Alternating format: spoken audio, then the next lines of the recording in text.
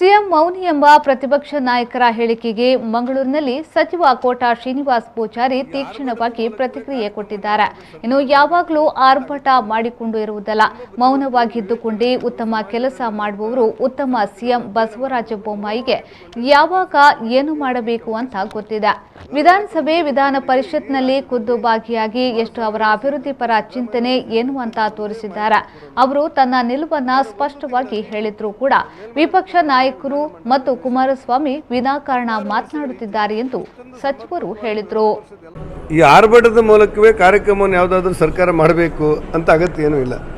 ತುಂಬ ಬುದ್ಧಿವಂತರು, ವಿವೇಚನಾಶೀಲರು, ಸಮಾಜದಲ್ಲಿರುವಂಥ ಸಮಸ್ಯೆಗಳನ್ನು ಅಧ್ಯಯನ ಮಾಡಿದವರು ಮೌನವಾಗಿದ್ದುಕೊಂಡೇ ತಮ್ಮ ಕೆಲಸಗಳನ್ನು ಮಾಡಲಿಕ್ಕೆ ಹೆಚ್ಚು ಅವಕಾಶಗಳಿದೆ.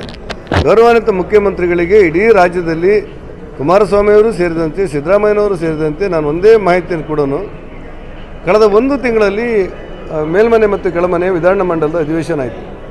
16 ವರ್ಷಗಳ ಈಚೆ ಇಷ್ಟೊಂದು ಸಮರ್ಪಕವಾಗಿ ವಿರೋಧ ಪಕ್ಷದ ಎಲ್ಲ ಪ್ರಶ್ನೆಗಳಿಗೆ ಉತ್ತರ ಕೊಟ್ಟು ಅವರೆಲ್ಲರೂ ಕೂಡ ಸಮಾಧಾನಕರವಾಗಿ ಕೊಂಡೊಯ್ದಿರುವಂಥ ಉದಾಹರಣೆ ಈ ಸದನದ ಕಾರ್ಯಕಲಾಪದಲ್ಲಾಗಿದ್ದನ್ನು ನಾನು ಕಂಡಿಲ್ಲ.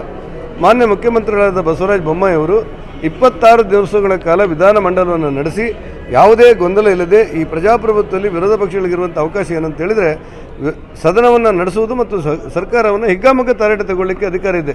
ಸರ್ಕಾರವನ್ನು ಟೀಕಿಸಲಿಕ್ಕೆ, ಸರ್ಕಾರ ಮೇಲೆ ಆರೋಪ ಮಾಡಲಿಕ್ಕೆ, ಸರ್ಕಾರದ ಕಿವಿ ಹಿಂಡಲಿಕ್ಕೆ, ಸರ್ಕಾರವನ್ನು ತುದಿಗಾಲ ನಿಲ್ಲಿಸಲಿಕ್ಕೆ ಎಲ್ಲ ಅವಕಾಶಗಳಿದೆ.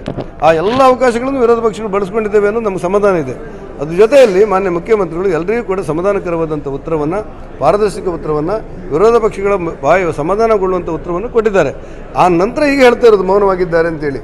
ಮಾತಾಡಬೇಕು, ಯಾವಾಗ ಮಾತಾಡಬೇಕಂತ ಬಸವರಾಜ ಬೊಮ್ಮಾಯಿಯವರಿಗೆ ಗೊತ್ತಿದೆ ಅನ್ನೋ ಮಾತನ್ನು ಡಿ.ಕೆ. ಶಿವರಿಗೆ ಹೇಳಬೇಕು ಅಂತ ಅನಿಸುತ್ತೆ ನನಗೆ. ಶುದ್ಧತೆಯ ಆಲಯದಿಂದ ಭೀಮಾ, ಭರವಸೆಯ ಪರಂಪರೆಯೊಂದಿಗೆ 1925ರಿಂದ BIS 916 ಹಾಲ್ಮಾರ್ಕ್ ಹೊಂದಿದ ಚಿನ್ನಾಭರಣ, ಪ್ರಮಾಣೀಕೃತ ವಜ್ರಗಳು, ಸ್ಟರ್ಲಿಂಗ್ ಬೆಳ್ಳಿ. ಭೀಮಾ ಬೆಂಗಳೂರು, ಉಡುಪಿ, ಹಾಸನ್, ಮಂಗಳೂರು, ಶಿವಮೊಗ್ಗ, ವಿಜಯವಾಡ.